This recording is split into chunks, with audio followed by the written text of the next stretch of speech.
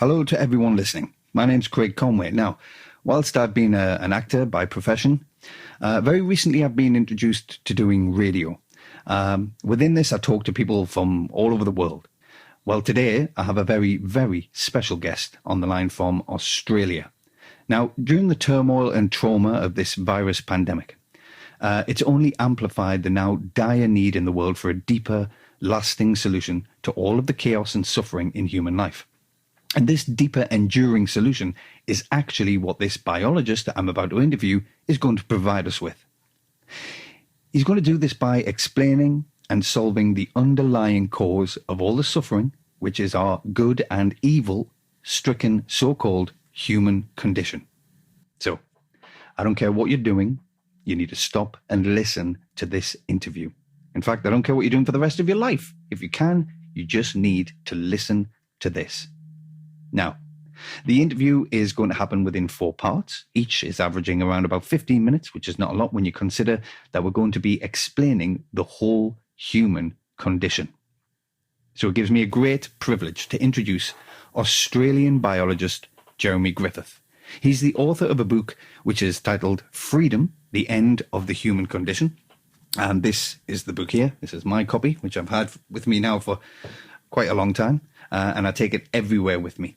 And there are millions of people all over the globe who are currently studying, reading, and researching through this book that Jeremy has brought to us. So, I'm here to tell everyone that this book has not only blown me away and impressed me, but he has also impressed Professor Harry Prosen, who is a former president of the Canadian Psychiatric Association. He's also one of the world's leading psychiatrists. And he said, I quote, "I have no doubt that Jeremy Griffith's biological explanation of the human condition is the holy grail of insight we have sought for the psychological rehabilitation of the human race. This is the book we have been waiting for. It is the book that saves the world." End quote. Now, I think everyone listening would agree that the psychological rehabilitation of the human race is exactly what this world needs. So, buckle into your seats. This is going to be the most interesting and exciting talk you have ever heard. So, Jeremy, thank you for talking with us, and tell us, how does your work bring about the psychological rehabilitation of the human race and end all of the suffering and strife, and as Professor Prosen said, save the world? Thank you very much for having me on your program, Craig. Finding understanding of our psychologically troubled human condition has actually been what the efforts of every human who has ever lived has been dedicated to achieving and has been contributing to finding. As Professor Prosen said, finding understanding of the human condition has been the holy grail of the whole human journey of conscious thought and inquiry. We humans have absolutely lived in hope, faith and trust that one day, somewhere, someplace, all the efforts of everyone, but in particular scientists, would finally produce the completely redeeming and uplifting and healing understanding of us humans. Now, I know it must seem outrageous to claim that this goal of goals has finally been achieved, but it has. In fact, the human condition is such a difficult subject for us humans to confront and deal with that I couldn't be talking about it so openly and freely if it hadn't been solved. Okay, then, Jeremy, solve the human condition for us. We're all ears. Firstly, I'm a biologist. And that's important because I think everyone will agree that what we need is a non-abstract, non-mystical, completely rational and thus understandable scientific, biological explanation of us humans. Okay, so how are we to explain and understand the human condition? Understand why we humans are the way we are. So brutally, competitive, selfish and aggressive, that human life has become all but unbearable. In fact, how are we to make so much sense of our divisive behaviour that the underlying cause of it is so completely explained and understood that, as Professor Prosen said, the whole of the human race is psychologically rehabilitated and everyone's life is transformed? Yes, That's what we want. The human condition finally explained, fixed up and healed forever. Exactly, Craig. So, to start at the beginning, I know everyone listening is living with the belief, well, it's what we were all taught at school and are told in every documentary we watch, that humans' competitive, selfish and aggressive behaviour is due to us having savage, must reproduce our genes, instincts like other animals have. I mean, our conversations are saturated with this belief, with comments like we're programmed by our genes to try to dominate others and be a winner in the battle of life, and our preoccupation with sexual conquest is due to our primal instincts to sow our seeds, and men behave abominably because their bodies are flooded with must reproduce their genes promoting testosterone, and we want a big house because we are innately territorial, and fighting in war is just our deeply rooted combative animal nature expressing itself. And the most common comment of all, Craig, is that it's just human nature to be selfish. Yes, exactly. That's exactly. I mean, that really is what I've understood is the reason for our competitive and aggressive nature, that we have brutally competitive survival of the fittest instincts, which we are always having to try and restrain or civilize or try to control as best we can. I mean, that's what I was taught in school. Yes, that's what we were taught. But let's think about this. And what I'm going to say now is very important, so I hope everyone's listening closely. Surely, this idea that we have savage, competitive and aggressive, must reproduce our genes instincts cannot be the real reason for our species' competitive and aggressive behaviour. Because, after all, words used to describe our human behaviour, such as egocentric, arrogant, inspired, depressed, deluded, pessimistic, optimistic, artificial, hateful, cynical, mean, sadistic, immoral, brilliant, guilt-ridden, evil, psychotic, neurotic, alienated, all recognise the involvement of our species' fully conscious thinking mind. They demonstrate that there's a psychological dimension to our behaviour, that we don't suffer from a genetic opportunism-driven animal condition, but a conscious, mind-based, psychologically troubled human condition. And what's more, we humans have cooperative, selfless and loving moral instincts, the voice or expression of which we call our conscience, which is the complete opposite of competitive, selfish and aggressive instincts. I mean, as Charles Darwin said, the moral sense affords the best and highest distinction between man and the lower animals. And of course, to have acquired these cooperative, selfless and loving moral instincts, our distant ape ancestors must have lived cooperatively, selflessly and lovingly. I mean, otherwise, how else could we have acquired them? Yeah. Our ape ancestors can't have been brutal, club-wielding, competitive and aggressive savages as we've been taught. Rather, they must have lived in a Garden of Eden-like state of cooperative, selfless and loving, innocent gentleness, which, as I'd like to explain to you, Craig, in this interview, is a state that the bonobo species of apes is currently living in, and which anthropological findings now evidence we did once live in. For instance, anthropologists like Owen Lovejoy are reporting that our species-defining cooperative mutualism can now be seen to extend well beyond the deepest Pliocene, which is well beyond 5 million years ago. So saying our competitive and aggressive behaviour comes from savage, competitive and aggressive instincts in us is simply not true. As I'd like to come back to shortly, it's just a convenient excuse we have used while we waited for the psychosis acknowledging and solving real explanation of our present competitive and aggressive human condition. Wow, so that's a pretty big statement, Jeremy. I mean, a pretty important point that you're making here. You're saying that our competitive and aggressive behaviour is not due to the must produce our genes instincts like the other animals, but is due to a conscious mind-based, psychologically troubled condition, yes? Yes. Our egocentric and arrogant and mean and vindictive and even sadistic behaviour has nothing to do with wanting to reproduce our genes. I mean, that was absurd. And it's actually really good news that our behaviour is due to a conscious mind-based psychologically troubled condition, because psychosis can be healed with understanding. I mean, if our competitive and aggressive behaviour was due to us having savage instincts, then we'd be stuck with that born with hardwired innate behaviour. It would mean we could only ever hope to restrain and control those supposedly brutal instincts. But since our species' divisive behaviour is due to a psychosis, that divisive behaviour can be cured with healing understanding. So that is very good news. In fact, incredibly exciting news, because with understanding we can finally end our psychologically troubled human condition.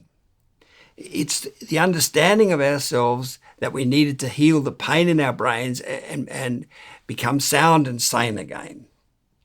As I said, the savage instincts explanation was just a convenient excuse while we searched for the psychosis addressing and solving real explanation of our divisive behaviour, which is the explanation I'd now like to present. Okay, so what you're saying here, Jeremy, is that we don't need the convenient excuse anymore that we have some kind of savage animal instincts, because we have the real explanation of our conscious mind-based psychologically troubled human condition. Yes, this key, all-important psychosis addressing and solving explanation is actually very obvious. If we think about it, if an animal was to become fully conscious, like we humans became, then that animal's new self-managing, understanding-based conscious mind would surely have to challenge its pre-existing instinctive orientations to the world, wouldn't it? I mean, a battle would have to break out between the emerging conscious mind that operates from a basis of understanding cause and effect, and the non-understanding instincts that have always controlled and dictated how that animal behaves. Yep, that makes sense, Jeremy. So what happened, though, when this animal became conscious and its whole life turned into a psychologically distressed mess? Well, the easiest way to see what happened is to imagine the predicament faced by an animal whose life had always been controlled by its instincts suddenly developing a conscious mind, because if we do that, we'll very quickly see how that animal would develop a psychologically troubled, competitive and aggressive condition like we suffer from. Yeah. So let's imagine a stork. We'll call him Adam. I mean, each summer, Adam instinctively migrates north with the other storks around the coast of Africa to Europe to breed, as some varieties of storks do. Now, since he has no conscious mind, Adam's stork doesn't think about or question his behaviour. He just follows what his instincts tell him to do. But what if we give Adam a large brain capable of conscious thought? He will start to think for himself, but many of his new ideas will not be consistent with his instincts. For instance, while migrating north with the other storks, Adam notices an island full of apple trees. He then makes a conscious decision to divert from his migratory flight path and explore the island. I mean, this is his first grand experiment in self-management. But when Adam's instincts realise he has strayed off course, they're going to criticise his deprogrammed behaviour and dogmatically try to pull him back onto his instinctive flight path, aren't they? In effect, they're going to condemn him as being bad. So imagine the turmoil Adam will experience. He can't go back to simply following his instincts. His instinctive orientations to the migratory flight path were acquired over thousands of generations of natural selection, but those orientations are not understandings. And since his conscious mind requires understanding, which it can only get through experimentation, inevitably a war will break out with his instincts. Now, ideally, at this point, Adam's conscious mind would sit down, as it were, and explain to his instincts why he's defying them. He would explain that the gene-based natural selection process only gives species instinctive orientations to the world, where his nerve-based conscious mind, which is able to make sense of cause and effect, needs understanding of the world to operate. But of course, Adam doesn't have this self-understanding. He's only just begun his search for knowledge. In fact, he's not even aware what the problem actually is. He simply started to feel that he's bad, even evil. Okay, so what you're saying is a war has broken out between his conscious mind and his instincts, which he can't explain, and it's left him feeling bad, or that he is bad in some way, or even evil. So what happens then? Well, tragically, while searching for understanding, we can see that three things are unavoidably going to happen. Adam is going to defensively retaliate against the implied criticism from his instincts. He's going to desperately seek out any reinforcement he can find to relieve himself of the negative feelings. And he's going to try to deny the criticism and block it out of his mind. So he's going to become angry, egocentric and alienated, which is the psychological upset state we call the human condition, because it was us humans who developed a conscious mind and became psychologically upset. And I should say that upset is the right word for our condition, because while we are not evil or bad, we are definitely psychologically upset from having to participate in humanity's heroic search for knowledge. I mean, corrupted and fallen have been used to describe our condition, but they have a sort of negative connotation that we can now appreciate it's not deserved. So upset's the better word. Okay, so Adam's intellect or ego, ego being just another word for the intellect, since the dictionary defines ego as the conscious thinking self. So Adam's ego became centered or focused on the need to justify itself. Adam became egocentric. Selfishly, preoccupied, aggressively competing for opportunities to prove he's good and not bad, to validate his worth, to get a win, to essentially eke out any positive reinforcement that would bring him some relief from his criticising instincts. He unavoidably became self-preoccupied or selfish and aggressive and competitive. Okay, so our selfish, competitive and aggressive behaviour is not due to savage instincts, but to a psychologically upset state or condition. Mm-hmm. So basically, suffering psychological upset was the price we conscious humans had to be prepared to pay for our heroic search for understanding. In the words of the song The Impossible Dream from the musical The Man of La Mancha, we had to be prepared to march into hell for a heavenly cause. We had to lose ourselves to find ourselves. We had to suffer becoming angry, alienated and egocentric until we found sufficient knowledge to explain ourselves. Wow, Jeremy. I mean, this is just fascinating. So Adam Stork, we humans, developed a conscious mind and unavoidably started warring with our own instincts, an upsetting war which, well, could only end when we could explain and understand why we had to defy our instincts, which is the understanding that you have just supplied, yes? Exactly. Remember, Adam Stork became defensively angry, egocentric and alienated because he couldn't explain why he was defying his instincts. So now that we can explain why, those defensive behaviours are no longer needed and can end. So that's basically all there is to explain. That's the biological explanation of the human condition that so explains us that, as Professor Prosen said, it brings about the psychological rehabilitation of the human race. Yeah. I mean, a vaccine for this terrible virus would be good, but infinitely more precious and needed is a vaccine for the human condition, a cure for it. And that's what's just been presented. Yeah. It's such a simple story, but so far-reaching in its ramifications. I mean, it is world-changing, is what it is, because it truly enables the psychological rehabilitation of the human race. I mean, that is just wonderful. Okay, I'm speaking with Australian biologist Jeremy Griffith. Hello, I'm Craig Conway, and I'm talking with Australian biologist Jeremy Griffith about how we can all end the turmoil and trauma in the world through explaining and understanding the human condition, which is the instinct versus intellect explanation Jeremy has just given us in part one of this interview.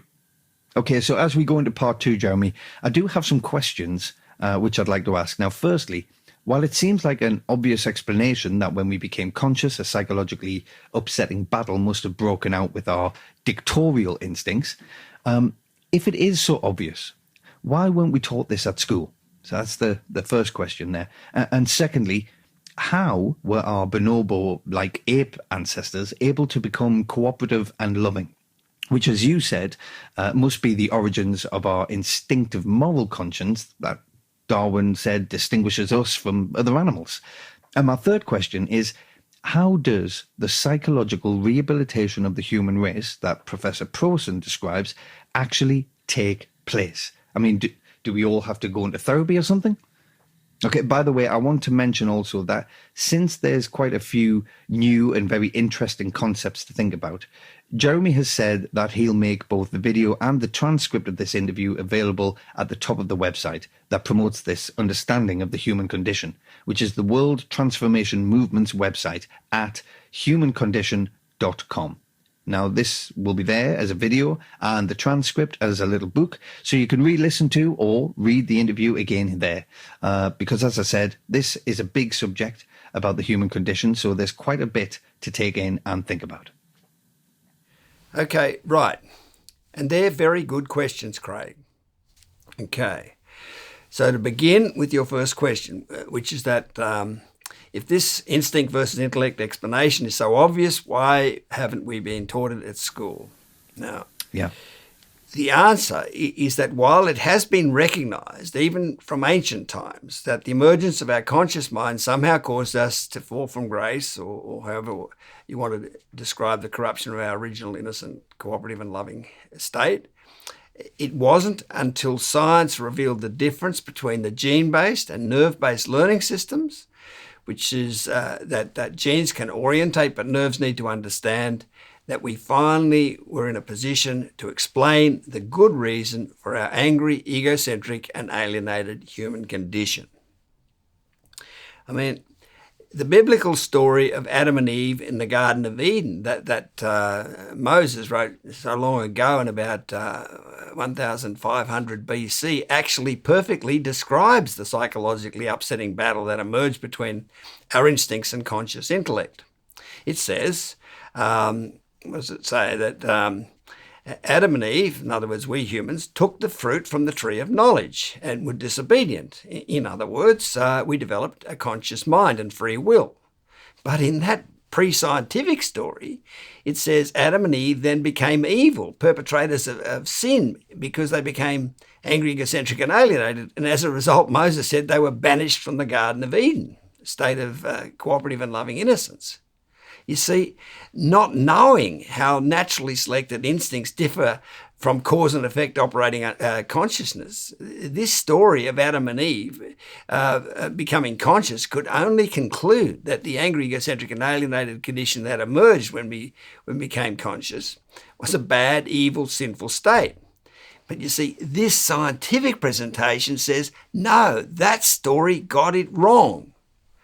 Adam and Eve are actually not just good, but the heroes of the whole story of life on earth.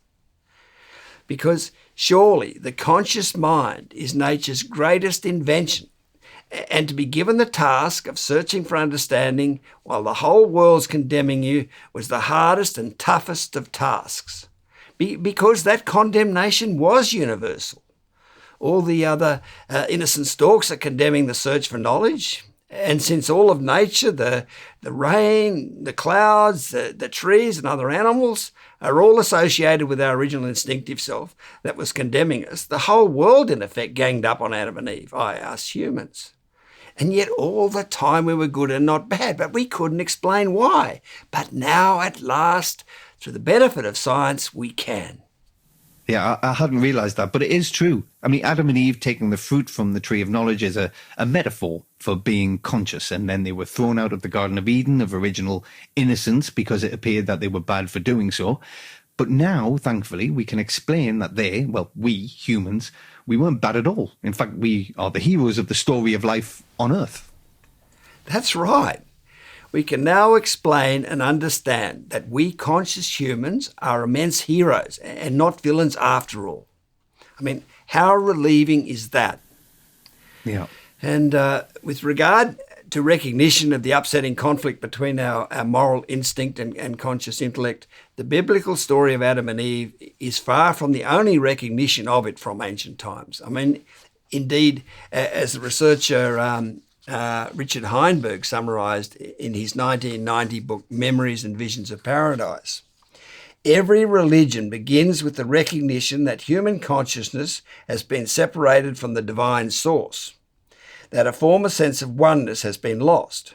Everywhere in religion and myth there is an acknowledgement that we have departed from an original innocence and can return to it only through the resolution of some profound inner discord.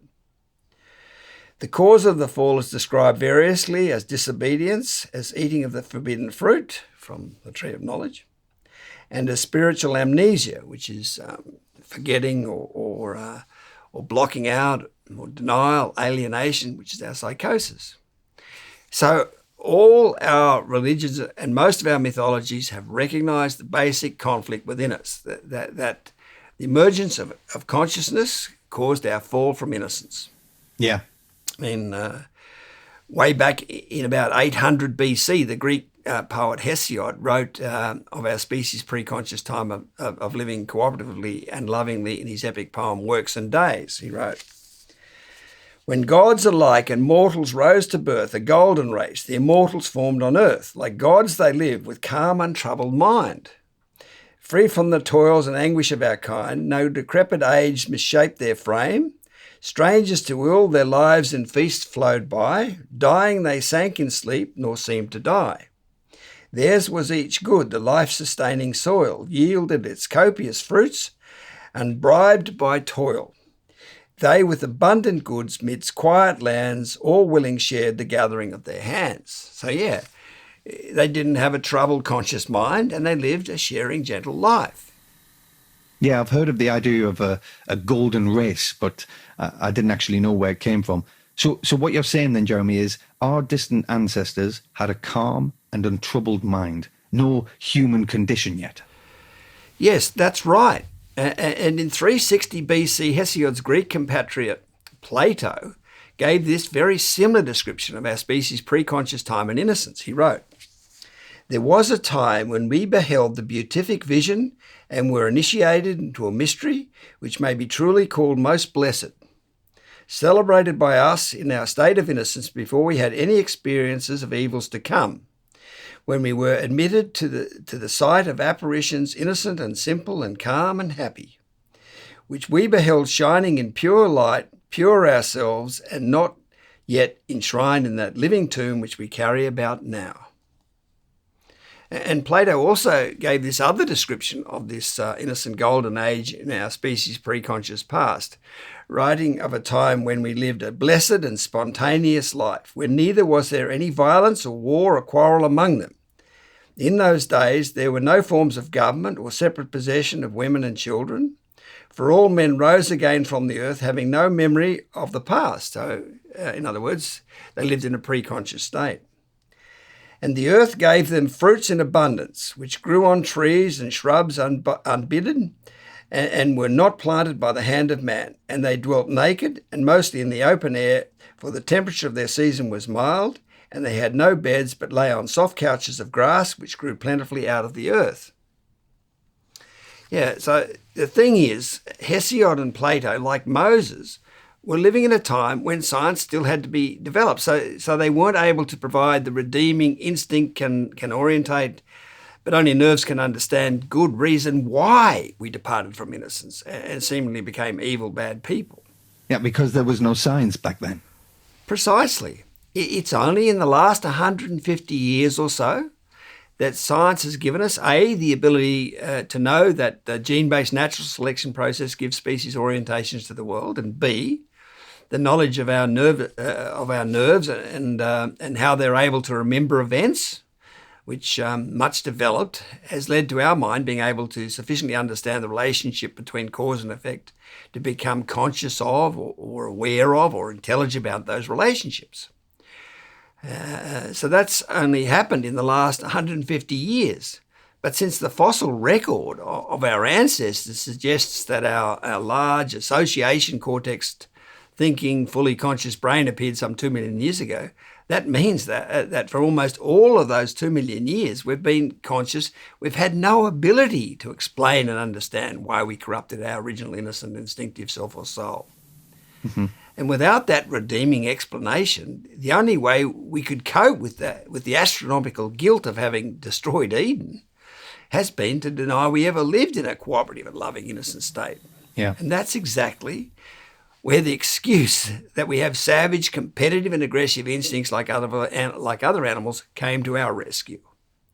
I mean, as false as it is, it's been an absolutely brilliant excuse, because instead of our instincts being all loving and thus unbearably condemning of our present non-loving state, they are made out to be vicious and brutal, must reproduce your genes instincts like other animals. And instead of our conscious mind being the instinct-defying cause of our corruption, it was made out to be the blameless mediating hero that had to step in and control those supposed vicious instincts within us. And any of those who dared to admit the truth of our cooperative and loving past, like Hesiod and Plato, were just dismissed as deluded romantics. And the whole idea of an innocent Edenic past was said to be nothing more than a nostalgia for the security and warmth and comfort of infancy. That it was never a historical state, as the Jungian psychologist Eric Newman said in his book, The Origin and History of Consciousness. Yeah, and we couldn't face the truth that we had turned utopia into dystopia, into a dreadful place of conflict and suffering, yes? That's right, Craig. Now, I should point out that while most contemporary thinkers have clung to the savage instincts excuse for our divisive behaviour, there have been some who, like the ancient thinkers, truthfully recognise the basic instinct versus intellect elements involved in producing the human condition. Eugene Murray, Paul MacLean, Arthur Koestler are a few who come to mind. But while all contemporary thinkers have had the benefit of science, having revealed the difference between the gene-based and nerve-based learning systems, and have therefore had the means to truthfully explain the human condition, those who did recognise the basic instinct versus intellect elements didn't take their thinking far enough to actually explain the human condition. And those who have been attached to the false savage instincts excuse, which is the great majority of scientists, obviously haven't been thinking truthfully, so they couldn't explain the human condition. Which is all why it's taken the truthful thinking of the preeminent South African philosopher Sir Lawrence van der Post and following him myself to finally present the complete, true explanation of the human condition. Okay, and Jeremy, I assume that people can read about the contemporary thinkers who recognised this instinct versus intellect elements involved in the human condition, and those who clung to the savage instincts excuse. People could read about this on the World Transformation Movement's website, which is at humancondition.com, yes? Yes, they can, Craig. In particular, in the fourth video at the top of the homepage. Also, how Sir Lawrence van der Post and I managed to address and solve the human condition is described in my 2020 book, How Lawrence van der Post Saved the World, which is also freely available on that website. Basically, what's explained in that book is that since everyone is naturally, variously, psychologically upset from their different encounters with humanity's battle to find knowledge, there was always going to be a few who were fortunate enough in their infancy and childhood to escape encountering the angry, egocentric and alienated effects of that upsetting battle. And it's these few who could look into the human condition without being overly confronted by it. And Sir Lawrence and I were two of these extremely fortunate denial-free thinking people, which is how we're able to find understanding of the human condition. I should also say that while there's growing support for this now absolutely desperately needed understanding of the human condition, mainstream science is yet to recognise and support it. But that's what happens with paradigm-shifting breakthroughs in science. I mean, when the physicist Max Planck said science progresses funeral by funeral, he was recognising how attached each generation of scientists become to the way of thinking they grew up with, and therefore how slow science as a whole is to move to a new paradigm of understanding. And the playwright George Bernard Shaw also warned of how difficult it is to introduce a new paradigm of thinking, especially one that dares to confront the historically unbearably confronting and off-limits subject of the human condition, when he said all great truths begin as blasphemies. Confronting the human condition when everyone has been living in fearful denial of it, even though it has finally been made, explained and safe to confront, represents the biggest of all blasphemies. Yeah. No, I understand completely there. From my limited experience, Jeremy, I know how difficult it is to get people to change their way of thinking. But your basic point is that science's discovery of the way genes and nerves work has finally made it possible for the liberation of humanity from the horror of the human condition. Yeah, that's the essential truth. Science is the liberator, the so-called messiah or redeemer of humankind, as we've always hoped it would be. Yeah, and all this in the nick of time, Jeremy, because I actually don't think the world can cope with any more upset behaviour from us humans. But of course, we still need the scientific community to get on board and support this understanding. Absolutely. While we've had to live in denial of our corrupted, psychologically upset condition while we couldn't explain it, the truth is that on a graph showing the ever-increasing levels of upset in humans, those levels, especially of psychosis and alienation, have been increasing so rapidly lately that the line tracking their rise is near vertical, with the amount of upset virtually doubling now in each new generation. Freedom Essay 59 on our World Transformation Movement website describes this terrifying in-play threat of terminal levels of psychosis. Basically, we had virtually lost the race between self-destruction and self-understanding. Indeed, early last century, the author Antoine de Saint-Exupéry wrote that we are living through deeply anxious days. And if we are to relieve our anxiety, we must diagnose its cause. What is the meaning of man? To this question, no answer is being offered, and I have the feeling that we are moving towards the darkest era our world has ever known. And the deeply anxious days have very greatly increased in the century since then. So we are now very much in the midst of the darkest era our world has ever known. So this world-saving, relieving of the cause, understanding of the meaning of man has definitely only arrived in the nick of time, which means the scientific community definitely needs to get its act together and support this breakthrough. Yeah. So now I'll address your other questions, Craig, but I should mention that the first of the videos on the World Transformation Movement's website warns of the difficulty not only scientists have had, but almost everyone has had trying to confront and think about the historically unbearably confronting subject of our corrupted condition, which has finally been explained and made safe to confront and admit. I'm Craig Conway, and I'm speaking with Australian biologist Jeremy Griffith. We're continuing our important conversation with Australian biologist Jeremy Griffith, who's been explaining the human condition and how understanding it can end all the trauma and suffering in the world. And boy, don't we need that. So, in part one, Jeremy explained that we, conscious humans, became angry, egocentric and alienated because we couldn't explain why we had to defy our instincts. But now that we can explain this and understand ourselves, those defensive ways of coping are no longer needed and the human race is psychologically rehabilitated. In part two, Jeremy explained that the reason we had to use the dishonest, savage instincts excuse is because science had to find understanding of the way genes and nerves work. That genes can orientate a species, but nerves are needed to understand cause and effect.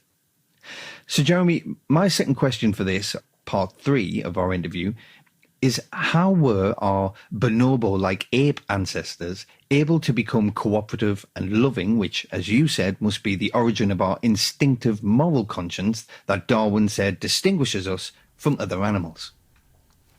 Yes. Okay.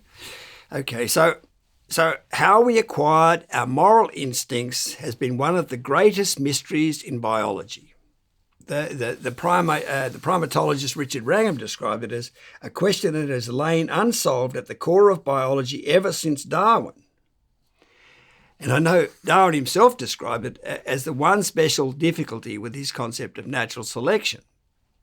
And the reason for the difficulty, and this is a bit of basic biology for you, is that genes normally can't select for unconditionally selfless, fully cooperative traits simply because such traits tend to be self-eliminating and so normally can't become established in a species. I mean, by all means, you can be selfless and sacrifice your genes for me, but I'm not about to be selfless and sacrifice my genes for you. So the process of natural selection dictates that selfish opportunism will supposedly always exploit selflessness. So how could such a selfish process as natural selection possibly have created such a loving selflessness in us? Okay. Now, the answer is it was achieved in our forebears through nurturing. To explain what's so significant about a mother's nurturing of her offspring, I first need to point out that a mother's maternal instinct to care for her offspring is selfish because she's ensuring the reproduction of her genes by ensuring the survival of her offspring, who obviously carry her genes. So maternalism is selfish, is a selfish trait, which, as I've just said, genetic traits normally have to be for them to reproduce and carry on to the next generation. However, and this is all important, from the infant's perspective, maternalism does have the appearance of being selfless. From the infant's perspective, it's being treated unconditionally selflessly. The mother is giving her offspring food and warmth and shelter and support and protection for apparently nothing in return. So it follows that if the infant can remain in infancy for an extended period and be treated with a lot of seemingly altruistic love, it'll be indoctrinated with that selfless love and grow up and behave accordingly. So selfish maternalism can train an infant in altruistic selflessness. And I might mention that Freedom Essay 21 on our World Transformation Movement website and Chapter 5 of my book Freedom explain this love indoctrination process, as we call it, more fully. So what you're saying is that the mother's nurturing of their infants is primarily genetically selfish because it ensures the reproduction of her genes, but to the infant, it seems like it's being given unconditionally selfless love. Yes, that's right. And if we think about primates being semi-upright from living in the trees and swinging through the branches, and thus having their arms free to hold a dependent infant, it's clear that they are especially facilitated to support and prolong the mother-infant relationship and so develop this nurtured, loving, cooperative behaviour. And in fact, bonobos, the ape species who live south of the Congo River in Africa, are extraordinarily matriarchal or female role focused and extraordinarily nurturing. You can find photos online, and I'll include some in the transcript booklet and in the video of this interview that illustrate just how nurturing bonobos are. They show bonobo mothers giving their infants their devoted and undivided attention. Wow. Yeah. And as a result of all this nurturing, bonobos are the most cooperative and loving of all primates, which is evidenced by these absolutely amazing quotes I just have to read to you. Bonobo zookeeper Barbara Bell writes that adult bonobos demonstrate tremendous compassion for each other. For example, Kitty, the eldest female, is completely blind and hard of hearing. Sometimes she gets lost and confused. They'll just pick her up and take her where she needs to go. And primatologist Sue Savage-Rumba says, bonobo life is centered around the offspring. Unlike what happens among chimpanzees, all members of the bonobo social group help with infant care and share food with infants. If you're a bonobo infant, you can do no wrong. Bonobo females and their infants form the core of the group. And a filmmaker of the French documentary Bonobos says, they're surely the most fascinating animal on the planet. They're the closest animals to human, in that they share almost 99% of our genetic makeup. Once I got hit on the head with a branch that had a bonobo on it, I sat down and the bonobo noticed I was in a difficult situation and came and took me by the hand and moved my hair back like they do.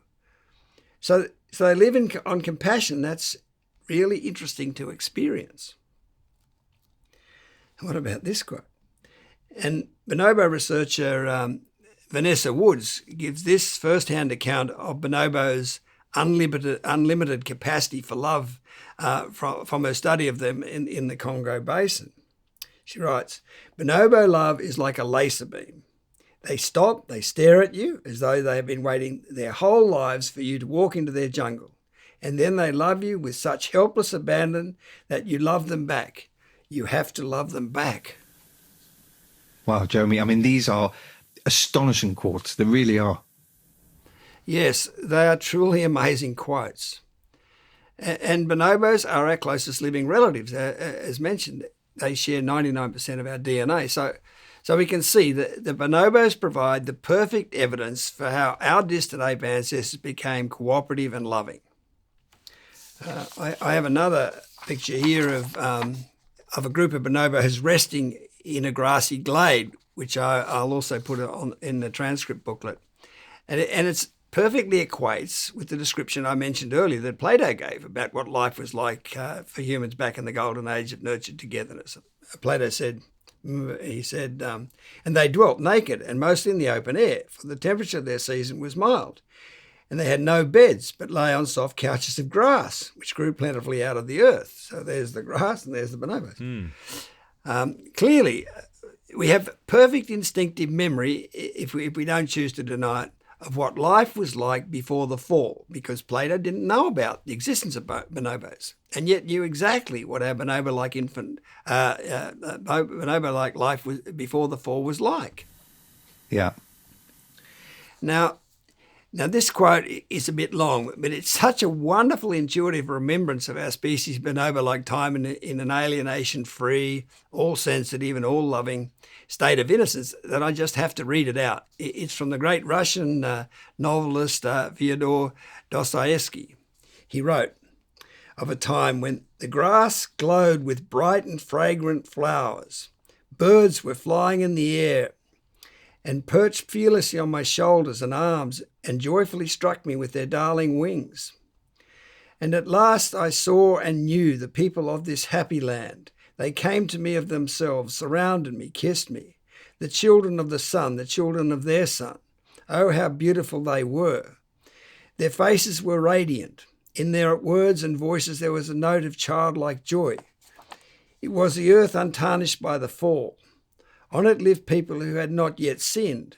They desired nothing and were at peace. They did not aspire to knowledge of life as we aspire to understand it, because their life was full. But their knowledge was higher and deeper than ours. But I could not understand their knowledge. They showed me their trees, and I could not understand their intense love with which they looked at them. It was as though they were talking with creatures like themselves, and I'm convinced that the trees understood them. They looked at all of nature like that, at the animals who lived in peace with them and did not attack them, but loved them, conquered by their love. There was no quarrelling, no jealousy among them, for they all made up one family. I mean, this description of being conquered by their love is so like the description just given by the bonobo researcher Vanessa Woods, isn't it? When she said, bonobos love you with such helpless abandon that you have to love them back. You have to love them back. Again, we see how accurate our memory is, if we don't deny it, of what life was like before the fall. I mean, that quote is so wonderful. It's just amazing. Thank you, Jeremy. I'm glad you read it out. This nurturing explanation of our moral instincts seems reasonably obvious and evidenced by those quotes about bonobo behavior and also by the photographs of the bonobos. So why haven't I heard about this until now, until you brought this information to me? Well, just like the obvious truth that our species once lived cooperatively and lovingly, this truth that we acquired our moral instincts through nurturing has been an unbearable truth while we couldn't explain why we humans became angry, egocentric and alienated, and as a result lost the ability to adequately nurture our offspring with unconditional love. The truth of our species' Edenic, all-loving and all-sensitive innocent past, and the truth that our nurturing is what made us human, have both been impossible truths to accept while we couldn't truthfully explain our present immensely corrupted human condition, explain why our species lost the ability to fully nurture its offspring. I mean, as it's been observed, parents would rather admit to being an axe murderer than a bad mother or father. Now, in fact, this reasonably obvious nurturing explanation for our moral conscience was first put forward by the American philosopher John Fiske in his book Outlines of Cosmic Philosophy, which I think was published in 1874, which is only a few years after Darwin published his theory of natural selection. And at the time, Fiske's explanation was actually recognised as being, and I quote, far more important than Darwin's principle of natural selection, and one of the most beautiful contributions ever made to the evolution of man. And Darwin himself went so far as to write to Fiske saying, I never in my life read so lucid and an expositor, and therefore thinker as you are. But again, while we couldn't explain our loss of ability to adequately nurture our offspring, this far more important insight than Darwin's principle of natural selection was let die and eventually just disappeared from the biological discourse. I might point out that these are all fairly obvious and simple explanations. That one, Darwin's natural selection explanation for the variety of species. Two, Fiske's and my nurturing explanation for our moral instincts. Three, the instinct versus intellect explanation that I've given for the human condition. And there's also four, the explanation I give in Chapter 7 of Freedom for how we humans became fully conscious when other species haven't. And there's also five, the negative entropy-driven integrative meaning of existence, which we have personified as God, that is explained in Chapter 4 of Freedom. And I should say, together, these are the five main questions science has had to answer about our world and place in it. So yes, these are all reasonably obvious, straightforward, simple explanations that bear out biologist Alan Savory's observation that whenever there's been a major insoluble problem for mankind, the answer, when finally found, has always been very simple. As Freedom makes clear, having to live in denial of the human condition has blocked our access to so many reasonably obvious truths. Thanks, Jeremy. This is really amazing to learn about how science has denied our species cooperative and loving heritage and the nurtured origins of that cooperative and loving soul. But it all really does make sense. I mean, we certainly needed the defence for our corrupted condition before we could face the truth about it, I guess. Anyway, I am speaking with Australian biologist Jeremy Griffith. Hello and welcome back to part 4 of the interview. I'm Craig Conway and I'm here with Jeremy Griffith, the biologist who has just explained how humans acquired our moral instincts. This is an absolutely remarkable interview. So continuing on, Jeremy, what about my third question for this final part 4 of the interview, which is, how does the psychological rehabilitation of the human race that this understanding gives us actually take place? Now, do we all need to go into therapy or something? Well, what this real and actually very obvious instinct versus intellect explanation of the human condition fundamentally does is lift the burden of guilt from the human race. It establishes that we humans are good and not bad after all. While we're all inevitably variously angry, egocentric and alienated from our different encounters with humanity's heroic battle to find knowledge, ultimately self-knowledge, understanding of our corrupted condition, we can now know that every human is fundamentally good. And this ability to understand and know there was a good reason why the human race became psychologically upset is the key relieving understanding we have been in search of ever since we became conscious some 2 million years ago and our corrupted condition emerged. I mean, that is the key relief for our mind. Being finally able to understand that we are good and not bad is what brings us the greatest psychological relief of all. I mean, the psychoanalyst Carl Jung was forever saying wholeness for humans depends on the ability to own our own shadow. And since we can now own the shadow of our species' 2 million years corrupted condition, the human race is finally in a position to become whole. I mean, the word psychosis literally means soul illness, and psychiatry literally means soul healing, derived as they are from psyche, meaning soul, and osis, meaning abnormal state, and iatreo, which means healing. But we've never been able to heal our soul, explain to our original instinctive self or soul that us fully conscious thinking humans, are good and not bad, and by so doing reconcile and heal our split selves. But now at last we can. Well, there is an adage that says the truth will set you free.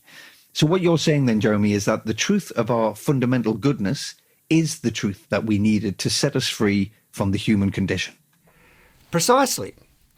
And while that is the main relief our mind needed, obviously the more we digest that relieving understanding, the more healing relief comes to every aspect of our upset condition. And to have had to endure being unjustly condemned as bad for 2 million years does mean that there's a great deal of upset to heal. I mean, to appreciate how much upset exists in us humans now, imagine living for just one day with the injustice of being condemned as bad, even evil, when you intuitively knew but were unable to explain that you were actually the complete opposite of evil. Namely, truly wonderful, good and meaningful. In fact, not just good, but the hero of the story of life on earth.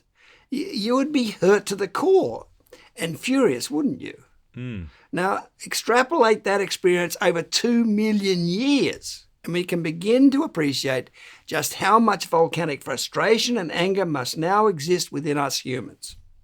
I mean, while we have learnt to significantly restrain and conceal, we call it civilize, the phenomenal amount of upset within us, under the surface, we must all be boiling with rage. And sometimes, when our restraint can no longer find a way to contain it, that anger must express itself. Hence our capacity for shocking acts of cruelty and sadism, hate, murder and war.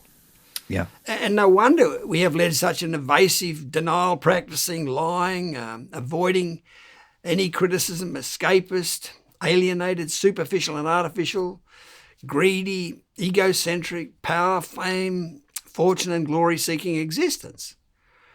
We've had to smother ourselves with material glory while we lack the spiritual glory of compassionate understanding of ourselves. So there's an enormous amount of upset to subside and heal in us humans. And that will obviously take time. In fact, we have to expect that will take a number of generations to completely be ameliorated. But the good news, and this is very important, is that while it'll take a number of generations to heal all the upset in us humans, everyone can immediately live free of their upset.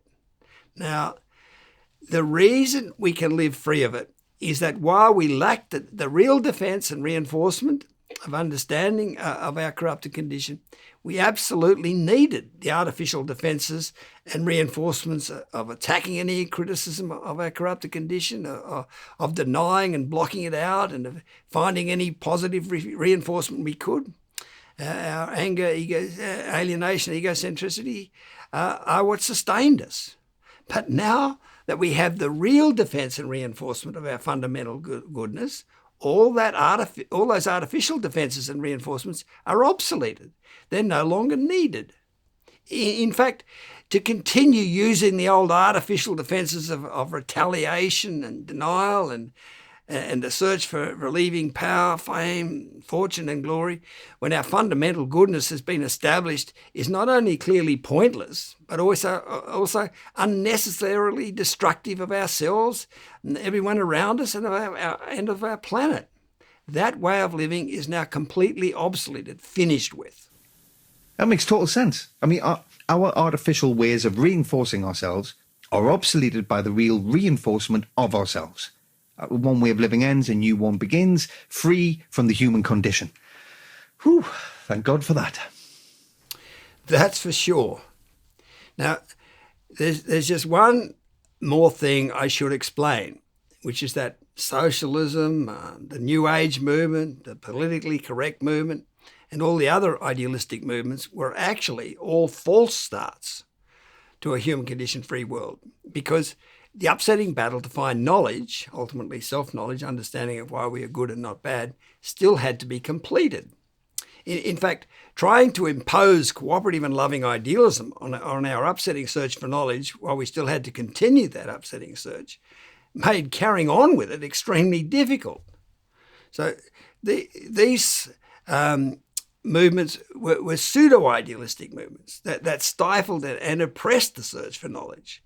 They were regressive, not progressive, as they deluded themselves they were. It was actually the right wing who have supported the upsetting battle to find knowledge that held the moral high ground, not the pseudo-idealistic left wing. But this situation all changes now, that we've finally found the redeeming understanding of our condition that our upsetting battle was in search of. Suddenly, it's no longer oppressively and destructively pseudo-idealistic to abandon the corrupting search for knowledge and take up support of cooperative and loving idealism. It's now the only way of living that's justified. Suddenly, there's no longer any reason for the right wing in politics, and everyone effectively becomes left wing. In fact, the whole business of politics basically ends with the finding of understanding of the human condition. And the whole human race sets out as one united organism, letting go the angry, egocentric and alienated part of ourselves and supporting cooperative, selfless and loving idealism. Yeah. You can read much more as explained about pseudo-idealism in video 14 on the World Transformation Movement's website. Yeah, I mean, ending the polarised world of politics will certainly be one of the biggest reliefs imaginable. Absolutely, Craig. It'll be a massive relief.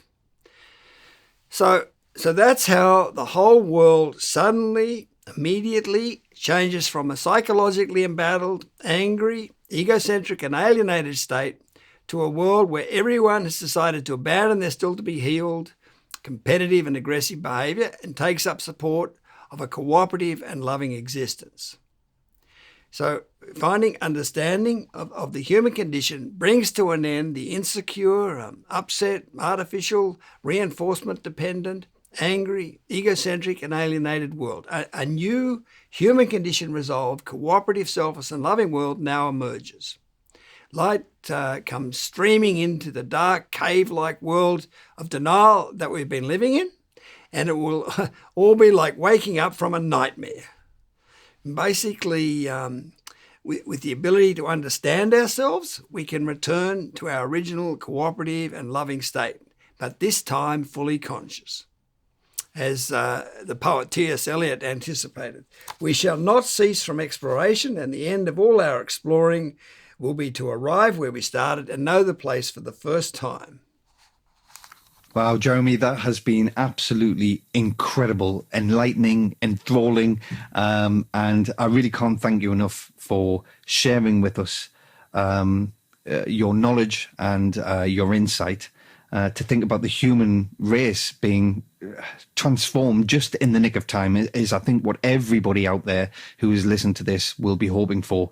And your book, Freedom, again, will be available on humancondition.com for everybody to access and to get. And it's free on there as well. So please follow this interview up. Listen to this interview again and again. Try your best to understand what Jeremy is saying here, but get online, get the information and keep studying. And let's hope we can all enjoy and embrace a new change for the world, for all of us. Jeremy, it's been wonderful to talk to you. Thank you for joining us. And we will hopefully speak to you again. But better so, we'll be seeing your work in the lives of everybody across the planet and across the globe very soon. I've been Craig Conway. This has been The Interview with Jeremy Griffith.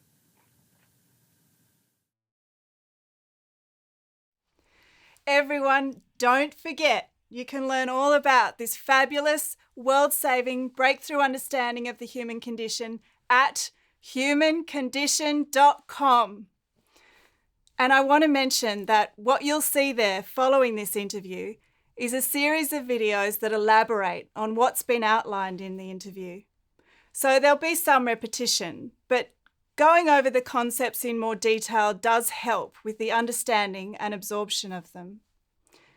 In the first of those videos, Jeremy warns us of our historic fear of the subject of the human condition and the resulting deaf effect that reading or hearing about the human condition often initially causes.